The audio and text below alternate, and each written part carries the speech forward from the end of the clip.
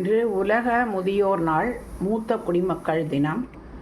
மிகவும் கொண்டாடப்பட வேண்டிய தினம். மூத்தோர் சொல்லும் முதுநெல்லிக்கனியும் முதலில் கசக்கும் பின்னர் இனிக்குங்கிறது நம்ம ஊர் பழமொழி.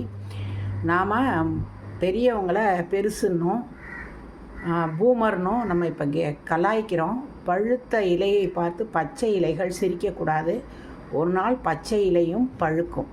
என்றைக்குமே மூத்த குடிமக்களுக்கு நல்ல மரியாதை கொடுக்கணும், அன்பு காட்டணும், பிரியம் காட்டணும். மேலை நாடுகளில் பாருங்கள், மூத்த குடிமக்களுக்குன்னு இருக்கிற சேரில் யாரும் பஸ்ஸில் உட்கார மாட்டாங்க. அந்த சீட்டில் உட்கார்ந்தாலும் மூத்த குடிமக்கள் வந்தவுடனே எழுந்து அவங்களுக்கு இடம் கொடுப்பாங்க.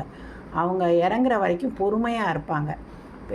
இந்த பேருந்து ஓட்டுநரும் ரொம்ப, அதாவது அங்கே எந்த நீதி நூலும் இல்லை. ஆனால் நீதி நூல்கள் நிறைய எழுதப்பட்ட இந்தியாவில் தான் மூத்த குடிமக்களுக்கு மரியாதை இல்லை. அதை நாம் சீக்கிரம் கற்றுக்கிறணும். பெரியவங்களுக்கு நாம் மரியாதை கொடுக்கணும், மதிப்பு கொடுக்கணும், அவங்களுடைய கருத்துக்களை காது கொடுத்து கேட்கணும்.